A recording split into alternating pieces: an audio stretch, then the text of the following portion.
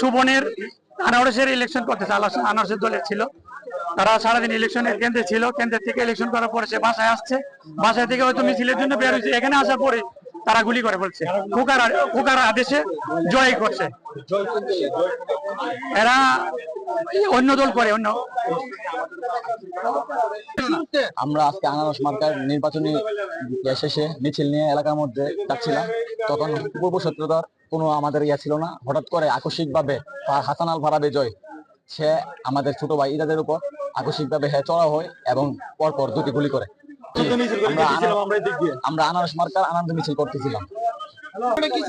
ঘটনা রয়েছে কলেজ কেন্দ্র টার্মিনে সবসময় বিপিওকা নেতৃত্বে আমরা সকলে ইলেকশন করি। এবার সুবনের নেতৃত্বে, সুবনের সাথে বন্ধুত্ব আশ্রম হাফিজ চৌধুরী পলাশ, এরপরে তোর নাম কি ধরে হ্যাঁ কয়েকজন নেতৃত্ব দিয়ে করছে বিদায় হুকাম মিয়া 4-5টা লোক সেটেল করছে। এই রাগগুর সাথে আমরা যখন সুবন আসার পর মিছিল এই দিক দেখেছি, আর আমাদের বাতি যাওয়া পোলা কিছু জানতে চলেছে হুকাম মিয়া কোমরতে মিশিং বাইর করে জয়ের হাত দিছে, জয়ে গুলি করছে। ভিডিও ফুটেজ আছে, ভিডিওতে স্পষ্ট হুকাম মিয়া মিশিং দিছে, জয়ে গুলি করছে আমার 22 তারিখ। ঘটনাটা হচ্ছে আমরা আনারস প্রতীকে নির্বাচন করেছি এবং নির্বাচনে জয়লাভ করেছি এবং খোয়া ভাই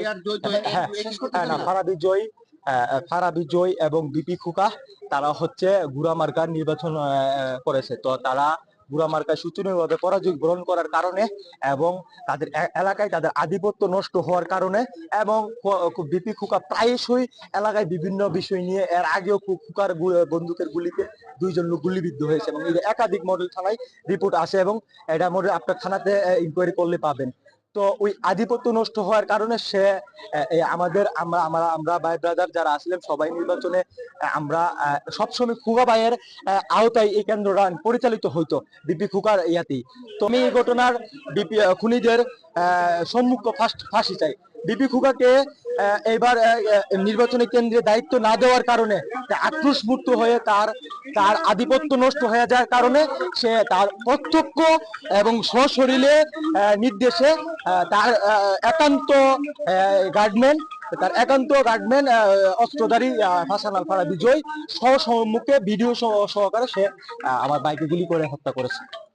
আমরা জানতে পেরেছি যে এখানে একটা একই গ্রুপের লোকজন তারা যাচ্ছিল এবং তারা হয়তো বা কোনো উল্লাস বা বিজয় উল্লাস এই টাইপের কিছু একটা করার চেষ্টা করতেছিল।